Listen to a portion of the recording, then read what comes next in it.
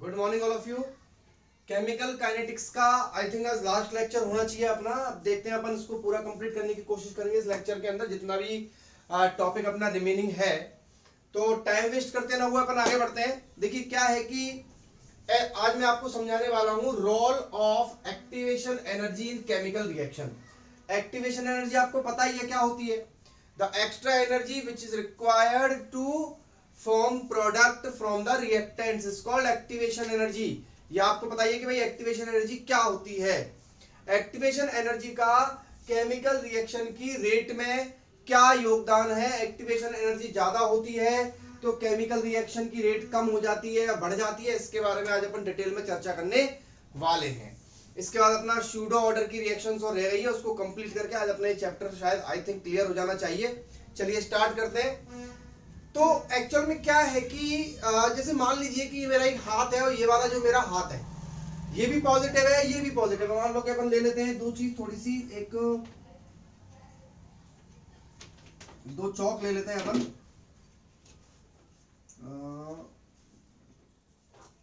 चलिए साहब ये दो चौक मैंने ले ली यहाँ पर, ये दो चौक है ठीक है। ये भी पॉजिटिव है ये भी पॉजिटिव है। आप समझ लीजिए कि दोनों में रिपल्शन हो रहा है। क्लियर। अब ये दोनों यहाँ पे बहुत स्पीड में अपनी आ रही हैं टकरा के और ये यहाँ रुक गई। यानी कि क्या हुआ, इनकी पूरी एनर्जी किस में कन्वर्ट हो गई, पोटेंशियल एनर्जी के अंदर कन्वर्ट हो गई। ये आ रही है ऐसे आपस में मिलने वाली है, ये कॉलिजन होने वाला है इनके बीच में और यहाँ पे आके रुक गई। क्लियर। क्योंकि दोनों में अब अगर इस टाइम पे इनको अगर इस टाइम पे जिस टाइम पे इनकी पूरी एनर्जी किस में कन्वर्ट हो चुकी है, पोटेंशियल एनर्जी में कन्वर्ट हो चुकी है, इस टाइम पे अगर इनको कोई थोड़ा सा धक्का लगा दे तो ये मिल जाएंगी और अगर वो थोड़ा सा धक्का नहीं लगा तो ये वापस चले जाएंगे। क्लियर है। यानी कि आए ये और नहीं लगा वापस चले गए, आए थोड़ा धक्का लगा मिल गए।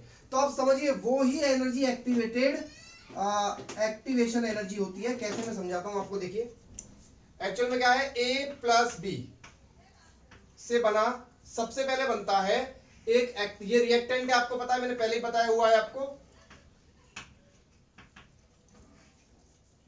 तो इससे बना ए बी, ये मैंने आपको बताया क्या था, एक्टिवेटेड कॉम्प्लेक्स। एक्टिवेटेड कॉम्प्लेक्स जो है ये एक अनस्टेबल चीज होती है, मैंने आपको पहले भी इस चीज के बारे में बताया हुआ है। क्लियर। और इस एक्टिवेटेड कॉम्प्लेक्स से मिलकर बनता है आपका प्रोडक्ट, यानी कि मान लो सी बन गया ये प्रोडक्ट। क्लियर। ये रिएक्टेंट था, रिएक्टेंट से पहले एक्टिवेटेड कॉम्प्लेक्स बना जो कि अनस्टेबल है, फिर उसके बाद क्या बनता है, प्रोडक्ट बनता है। अब इसके अंदर होता क्या है कि ए और B as a sphere, collision theory के अकॉर्डिंग ये दोनों एज अ स्पेयर वर्क करेंगे। स्पेयर वर्क करेंगे तो क्या होगा, बहुत स्पीड में एक दूसरे के पास आएंगे तो इनकी जो पूरी और फिर आएंगे तो इनकी काइनेटिक एनर्जी किस में कन्वर्ट हो जाएगी, पोटेंशियल एनर्जी में कन्वर्ट हो जाएगी। और पोटेंशियल एनर्जी में जब कन्वर्ट हो जाएगी तो उस कंडीशन को अपन बोलेंगे एक्टिवेटेड कॉम्प्लेक्स। अब वो यहां पर रुके हुए या तो वो वापस जाएगा या फिर अगर उसको उस टाइम पे थोड़ी सी एनर्जी मिल गई तो वापस आपस में भिड़ जाएगा। अब आप समझे बात को, क्या समझे कि ए और बी के नाम के जो एटम हैं वो आपस में जब एक दूसरे के पास आएंगे तो पोटेंशियल एनर्जी यहां पर मैक्सिमम होगी इस जगह पर। और अगर उनको थोड़ी सी एक्स्ट्रा एनर्जी जिसको अपन बोलते हैं एक्टिवेशन एनर्जी, जिसको अपन बोलते हैं एक्टिवेशन एनर्जी, अगर उनको मिल गई तो वो प्रोडक्ट बना देंगे। एक्टिवेशन एनर्जी को बहुत सारी बुकों में थ्रेशोल्ड एनर्जी भी बोला जाता है। अगर उनको ये एनर्जी मिल गई तो एनर्जी के मिलते ही वो प्रोडक्ट बना देंगे, अदरवाइज वो एक्टिवेटेड कॉम्प्लेक्स ब्रेक होगा और ब्रेक होके वापस रिएक्टेंट बना लेगा। समझ गए बात को। यानी कि आप क्या समझे कि रिएक्टेंट जो है वो पहले एक्टिवेटेड कॉम्प्लेक्स में कन्वर्ट होता है, एक्टिवेटेड कॉम्प्लेक्स में उसको एनर्जी मिलती है, एक एक्टिवेशन एनर्जी मिलती है जो आउटर सोर्स से मिलती है और नॉर्मल एनर्जी से ज्यादा होती है। ये मैंने आपको आरएनएस थ्योरी के अकॉर्डिंग समझाया था। और जब एक्टिवेटेड कॉम्प्लेक्स जो होता है उसको वो एक्स्ट्रा एनर्जी, वो थ्रेशोल्ड एनर्जी, वो एक्टिवेशन एनर्जी जब मिल जाती है तो वो प्रोडक्ट में कन्वर्ट हो जाता है। क्लियर। हाँ तो मैंने सामने एक लाइन लिखी हुई है, इसको पढ़ते हैं अपन कि if the reactant molecules have energy equal to the threshold energy और मोर देन दैट, यानी कि अगर रिएक्टेंट मॉलिक्यूल के पास थ्रेशोल्ड मतलब एक्टिवेशन एनर्जी, या उससे ज्यादा एनर्जी है, तो क्या होगा कि जो एक्टिवेटेड कॉम्प्लेक्स है वो टूटेगा और टूट के क्या बना देगा, प्रोडक्ट बना देगा। जो मैं आपसे बात बता रहा हूं वही है, यानी कि A प्लस बी से एक्टिवेटेड कॉम्प्लेक्स बना पहले, और इस एक्टिवेटेड कॉम्प्लेक्स के पास अगर मोर देन थ्रेशोल्ड एनर्जी है, थ्रेशोल्ड एनर्जी मतलब मिनिमम रिक्वायर्ड एनर्जी जो रिएक्शन के काम आएगी, तो क्या होगा, ये टूट के क्या बना लेगा, प्रोडक्ट बना देगा। क्लियर? यानी कि क्या होगा, इसकी जो पोटेंशियल एनर्जी है वो पोटेंशियल एनर्जी किस में कन्वर्ट हो जाएगी, काइनेटिक एनर्जी में कन्वर्ट हो जाएगी, और काइनेटिक एनर्जी में कन्वर्ट होकर क्या बना देगी, प्रोडक्ट बना देगी। ये समझने वाली बात है यहाँ पे। क्लियर? लेकिन अगर ऐसा होता है कि मान लो कि इफ द रिएक्टेंट मॉलिक्यूल्स, यहां पर मैं नॉट लगा देता हूं कि have not energy equal to the threshold energy और more than that, the activated complex breaks to form, क्या बना देगा, वापस रिएक्टेंट बना देगा। समझ रहे हो बात को? वो वापस क्या बना देगा, रिएक्टेंट बना देगा। तो उस टाइम पे भी उसकी जो पोटेंशियल एनर्जी है वो चेंज होगी काइनेटिक एनर्जी में, लेकिन टू फॉर्म रिएक्टेंट। अब आप समझे बात को? यानी कि प्रोसीजर तो सेम फॉलो हो रहा है, यानी कि उसकी जो पोटेंशियल एनर्जी है एक्टिवेटेड कॉम्प्लेक्स वाली सिचुएशन की अगर मैं बात करूं, तो उसकी जो पोटेंशियल एनर्जी है वो कन्वर्ट तो काइनेटिक एनर्जी में हो रही है, लेकिन अगर उसको एक्टिवेशन एनर्जी मिल रही है तो वो काइनेटिक एनर्जी प्रोडक्ट बनाने के काम आ रही है, और अगर उसको एक्टिवेशन एनर्जी या थ्रेशोल्ड एनर्जी नहीं मिल रही है तो वही काइनेटिक एनर्जी उसको वापस रिएक्टेंट में चेंज कर रही है। तो आप समझ गए कि एक्टिवेशन एनर्जी का किसी भी केमिकल रिएक्शन में कितना बड़ा कंट्रीब्यूशन होता है।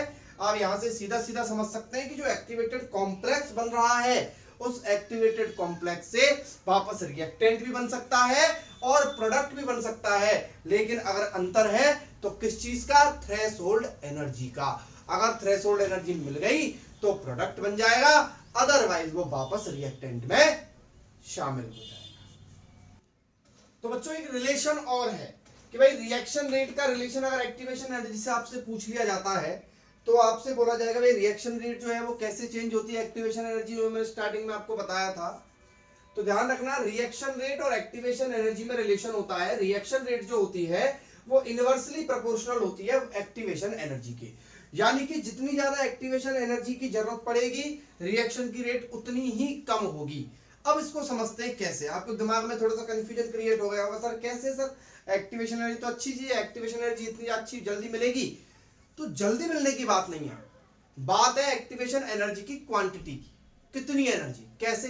देखिए एक्चुअल में क्या है कि मान लो कि किसी भी रिएक्शन को, एक दो रिएक्शन है आपके पास और एक रिएक्शन को 10 जूल एक्टिवेशन एनर्जी चाहिए और एक रिएक्शन को 8 जूल एनर्जी चाहिए, तो बताइए कौन सी रिएक्शन जल्दी होगी? अरे 8 जूल वाली होगी ना, क्योंकि वो कम एनर्जी में ही कंप्लीट हो रही है, जबकि दूसरी वाली रिएक्शन को कितनी एनर्जी चाहिए, उस पहली वाली रिएक्शन से ज्यादा चाहिए। तो जिसको ज्यादा एनर्जी चाहिए उसको थोड़ी लेट मिलेगी एनर्जी, लेकिन जिसको कम चाहिए उसको जल्दी मिल जाएगी एनर्जी। तो नॉर्मल सी बात है, क्या हुआ ऐसे। अब जैसे मान लो कि दो चीज है उनको आप बर्न करा रहे हो, ठीक है, तो एक को बर्न करने में कम एनर्जी की आवश्यकता है तो वो रिएक्शन जल्दी हो जाएगी, और जबकि दूसरी रिएक्शन है उसको बर्न करने के लिए ज्यादा एनर्जी चाहिए, तो नॉर्मल सी बात है वो रिएक्शन ज्यादा जल्दी नहीं हो पाएगी। इसका मतलब जितनी ज्यादा एक्टिवेशन एनर्जी की रिक्वायरमेंट होगी रिएक्शन की रेट उतनी ही कम हो जाएगी। Is it clear? तो ये आपका एक्टिवेटेड कॉम्प्लेक्स एक्टिवेशन एनर्जी क्या होती है और उसका रोल केमिकल रिएक्शन में क्या होता है और उसका रोल रिएक्शन की रेट में क्या होता है, ये पूरा फॉर्मेट मैंने आपको समझा दिया था। अब अपना एक टॉपिक और बच रहा है, उसको भी आज अपन कंप्लीट करेंगे। लेते हैं अपना next topic. Okay, next reaction है अपनी स्यूडो फर्स्ट ऑर्डर रिएक्शन। देखिए एक्चुअल में क्या है, आपको फर्स्ट ऑर्डर की रिएक्शन मैंने आपको बता दी थी भाई। फर्स्ट ऑर्डर की रिएक्शन जो होती है वो क्या होती है, उसमें रिएक्शन की जो रेट होती है वो कॉन्सेंट्रेशन की एक पावर के ऊपर डिपेंड करती है। लेकिन अब हम बात करेंगे, यहाँ पर नया वर्ड लग गया है pseudo first order reaction. Normally exam के अंदर इसके बारे में पूछ लिया जाता है कि भाई ये क्या होती है, और इससे रिलेटेड क्वेश्चंस भी आ जाते हैं। तो मैं आपको एक छोटा सा एग्जांपल से इसको समझाऊंगा। देखिए CH3 COO C2H5, तो ये है अपना एस्टर। क्लियर? इसमें वाटर मिलाया तो ये रिएक्शन बन गई हाइड्रोलाइसिस ऑफ एस्टर। वाटर को मिलाने को क्या बोलते हैं? हाइड्रोलाइसिस। तो ये वाली रिएक्शन हो गई हाइड्रोलाइसिस ऑफ एस्टर।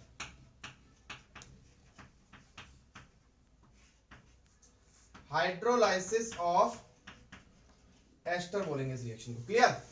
तो इसको जब अपन मिक्स कराएंगे तो यहां पर ये बनेगा आपका CH3COOH प्लस C2H5OH।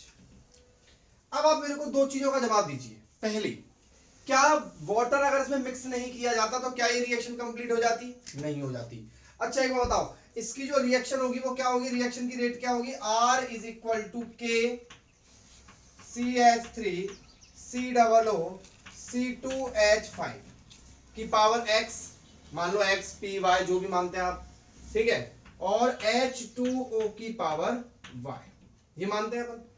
CH3COOC2H5 की पावर x और H2O की पावर y। तो इसका जो ऑर्डर है वो ऑर्डर क्या हो गया? x plus y। अब मेरे को आप दूसरी चीज ये बताइए कि अगर मैं CH3COOC2H5 और H2O की जो कॉन्सेंट्रेशन है, क्या है बच्चों? कॉन्सेंट्रेशन यानी कि इनकी मात्रा, अगर मैं उसको बढ़ाऊंगा तो क्या रिएक्शन की रेट में परिवर्तन नहीं आएगा? क्या रिएक्शन की रेट चेंज नहीं होगी? बिल्कुल होगी सर। रिएक्शन की रेट क्यों चेंज नहीं होगी? जब आप इसको बढ़ाओगे, और रिएक्शन का फॉर्मूला ही ये है, तो इन दोनों को चेंज करने पर रिएक्शन की रेट तो चेंज होगी।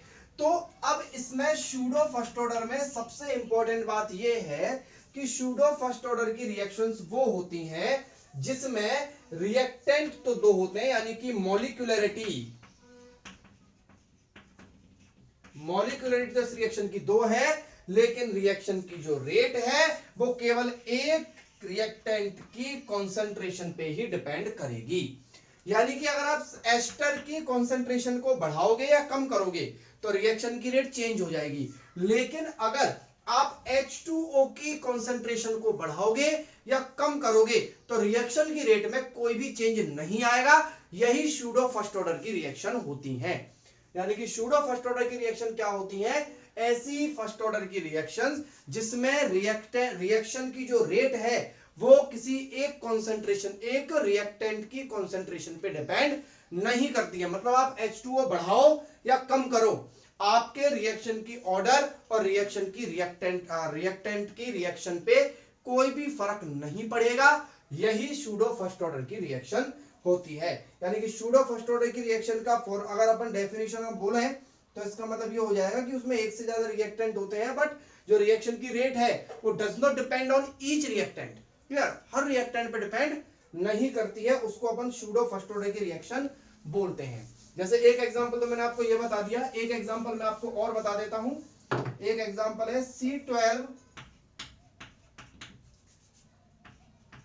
C12H22O11 और इसमें मिलाया हुआ है वाटर मिलाया, तो ये बनेगा C6H12O6 प्लस C6H12O6। ये दोनों अलग अलग होते हैं, एक ग्लूकोज होता है, एक फ्रक्टोज होता है। क्लियर? ये अपन बायोमोलिक्यूल्स वाले चैप्टर के अंदर पढ़ेंगे केमिस्ट्री में।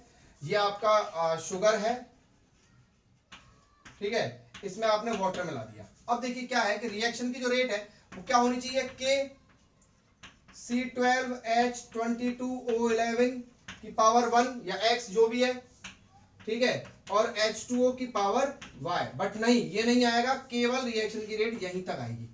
क्लियर है? क्योंकि ये सूडो फर्स्ट ऑर्डर की रिएक्शन है। अब आपके दिमाग में तीसरा क्वेश्चन ये आएगा, सर हमको कैसे पता लगेगा कि ये सूडो फर्स्ट ऑर्डर की रिएक्शन है? तो आपको पता करने की जरूरत नहीं है, आप अभी इतने बड़े साइंटिस्ट नहीं बने हो। जब आप बन जाओ तो लैब के अंदर, केमिस्ट्री लैब के अंदर इस बात का पता कर लेना। बाकी का आपके लिए IIT का एग्जाम हो, नीट का एग्जाम हो, या कोई भी कंपटीशन एग्जाम हो, या फिर 12th क्लास का एग्जाम हो, आपको ये चीज क्लियरली लिख के दी जाएगी कि भाई ये रिएक्शन जो है वो सूडो फर्स्ट ऑर्डर की रिएक्शन है, जिसमें से आपको अगर H2O हो तो आपको तो H2O वाली ही आएगी। तो आप H2O को समझ जाना कि अगर इसमें H2O मिलाया हुआ है और सूडो फर्स्ट ऑर्डर कह रहा है तो H2O की कॉन्सेंट्रेशन पे डिपेंड ये रिएक्शन नहीं करेगी। तो उसमें क्वेश्चन में अगर आपको ये बोल रखा हो कि H2O की कॉन्सेंट्रेशन को इतना बढ़ा दें तो बताइए रिएक्शन की रेट जो है वो कितनी बढ़ जाएगी, तो आप कह देना भैया बिल्कुल नहीं बढ़ेगी, क्योंकि ये सूडो फर्स्ट ऑर्डर की रिएक्शन है और H2O पे इस H2O की कॉन्सेंट्रेशन पे इस रिएक्शन की रेट डिपेंड नहीं करेगी। तो चलिए ये था सूडो फर्स्ट ऑर्डर रिएक्शन के बारे में। ओके, क्वेश्चन मैंने यहां पर आपके सामने ले लिया है। ये क्वेश्चन आपकी एनसीईआरटी की बुक में भी गिवन है और बहुत इंपॉर्टेंट क्वेश्चन है। In a pseudo first order reaction, hydrolysis of ester वाली रिएक्शन है, लेकिन रिएक्शन से मुझे कोई मतलब नहीं है क्योंकि मुझे टाइम और उसकी कॉन्सेंट्रेशन गिवन है। क्या क्या गिवन है देखो, जीरो, जब टाइम जीरो था तो उसकी कॉन्सेंट्रेशन 0.55 थी, जब टाइम 30 सेकंड हुआ तो उसकी जो कॉन्सेंट्रेशन है वो 0.31 हो गई, यानी कि रिएक्शन स्टार्ट हो चुकी है। जब टाइम 60 सेकंड हुआ तो रिएक्शन जो कॉन्सेंट्रेशन है CH3COO2H5 की एस्टर की वो 0.17 हो गई। जब टाइम 90 सेकंड हुआ तो उसकी जो रिएक्शन की जो रिएक्टेंट की कॉन्सेंट्रेशन है वो 0.085 हो गई। क्लियर, मोल पर लीटर में दे रखी है ये। अब फर्स्ट ऑर्डर की रिएक्शन है तो फर्स्ट ऑर्डर की रिएक्शन में आपसे पूछा है कि calculate the pseudo first order rate constant. तो रेट कांस्टेंट कैसे निकाला जाता है? रेट कांस्टेंट निकालने का फॉर्मूला होता है 2.303 upon T log A upon A minus x, ये होता है A upon A minus x. Clear? तो यहां पे आपको क्या करना है, पहले तो इन दोनों के बीच में निकालना है, उससे निकलेगा K1 बच्चों। क्या निकलेगा? K1। कभी भी ध्यान रखना, ऐसे आपको कभी भी ऐसा टेबल दिया जाए और आपसे रेट कांस्टेंट पूछा जाए तो उसमें एवरेज निकालना होता है। और एवरेज कैसे निकलता है, यानी कि आपको निकालना पड़ेगा K average is equal to K1। सीख लो उस क्वेश्चन को, थोड़ा सा डिफरेंट है इसलिए मैंने ले लिया है। K1 plus K2 plus K3 upon 3। K1 निकलेगा इन दोनों के बीच में, K2 निकलेगा इन दोनों के बीच में और K3 निकलेगा इन दोनों के बीच में। क्लियर है? तो सबसे पहले K1 निकालता हूं मैं, और लॉग वॉग की वैल्यू आपको मैंने लिख दी है पहले से। एनसीईआरटी बुक में वैसे नहीं दी है लॉग की वैल्यू, कोई बात नहीं है तो बाकी का एग्जाम के अंदर दी जाएगी, मैं पहले भी आपको बता चुका हूं इसके लिए। तो K1 is equal to 2.303 upon T, इन दोनों के बीच में डिफरेंस कितना है टाइम का? 30 second, log A upon A कितना, देखिए A क्या है? Initial concentration. इनिशियल कॉन्सेंट्रेशन कितनी है? 0.55, तो 0.55। क्लियर? A माइनस एक्स क्या है? कितनी बची? कितनी बची? 0.31। क्लियर? तो K1 इज इक्वल टू क्या हो जाएगा? 2.303 अपॉन 30 लॉग 55 अपॉन 31, और 55 अपॉन 31 की वैल्यू कितनी दे रखी है? 0.249। तो लॉग 55 अपॉन 31 की जगह आप क्या रखेंगे? 0.249 रखेंगे। 0.249 का मल्टीप्लाई आप 2.303 अपॉन 30 से करेंगे। तो इसको सॉल्व करने पर मैं डायरेक्ट आंसर लिख देता हूं, आप लोग सॉल्व कर लेना इसको। ये आएगा 1.91 इंटू 10 टू दी पावर -2। मैं उम्मीद करता हूं कि 12th क्लास में पढ़ रहे हैं, पर इतना तो अपन सॉल्व कर सकते हैं। क्लियर? दूसरा अपन को क्या लेना है? दूसरा अपन जब K2 निकालेंगे तो K2 निकालने के लिए अपन क्या लेंगे? K2 बराबर 2.303 अपॉन, अब इसके और इसके बीच में, तो इसके और इसके बीच में कितना हो जाएगा? टाइमिंग 60 हो जाएगा, और लॉग इनिशियल कॉन्सेंट्रेशन तो वो हो जाएगी कितनी? 0.55, और जो फाइनल कॉन्सेंट्रेशन कितनी है? 0.17। तो यहाँ पे कितना बचेगा? लॉग 55/17। तो लॉग 55/17 की वैल्यू भी आपको 0.5099 दे रखी है। जब आप इसको सोल्व कर लेंगे तो K2 की वैल्यू यहाँ पर कितनी आ जाएगी? मैं लिख देता हूँ, आप सोल्व कर लेना। K2 की वैल्यू आएगी 1.96 into 10 to the power -2। Clear? और पर सेकंड, क्यों? फर्स्ट ऑर्डर है ना इसलिए। ओके, उसके बाद K3 निकालने के लिए अब क्या करेंगे बच्चों? समझ गए आप? 2.303 नीचे कितना आएगा? 90 आएगा, क्योंकि 0 से 90 के बीच का टाइम डिफरेंस कितना हो गया? 90 हो गया। लॉग 0.55 नीचे आएगा 0.085, तो आपको 550/85 की वैल्यू दे रखी है 0.8109। जब आप इसको सॉल्व करोगे तो सॉल्व करने पर आंसर आएगा 2.07 इंटू 10 टू दी पावर -2 पर सेकंड। क्लियर है? तो इस तरीके से K1 आ जाएगा, K2 आ जाएगा, K3 आ जाएगा। K1, K2, K3 की वैल्यूज आप इसके अंदर पुट करोगे और डिवाइड बाय 3 करोगे तो आपका जो टोटल आंसर है वो आ जाएगा एनसीईआरटी की बुक के अंदर इस तरीके के बहुत सारे क्वेश्चंस आपको गिवन है। और आज अपना केमिकल काइनेटिक्स चैप्टर फिनिश होता है। अगले चैप्टर को अपन कौन सा लेते हैं वो आपको पता लग जाएगा, ठीक है। बाकी का आई थिंक ये चैप्टर मैंने पूरा कंप्लीट बहुत अच्छे तरीके से आपको रिवाइज करवाया है और पढ़ाया है। जिन बच्चों ने पढ़ा है पहली बार उनके लिए बहुत अच्छी तरह पढ़ाया है, और जिनके लिए रिवीजन है उनको तो बहुत मजा आ गया होगा। तो आप इस चैप्टर को और अच्छी तरीके से 2-3 बार करिए। बहुत इंपॉर्टेंट चैप्टर है फिजिकल केमिस्ट्री का, और इससे रिलेटेड क्वेश्चंस कंपटीशन एग्जाम्स के अंदर भी पूछे जाते हैं। आज आपको वीडियो के साथ एक होमवर्क भी दिया जाएगा जिसमें बहुत सारे क्वेश्चंस केमिकल काइनेटिक्स से रिलेटेड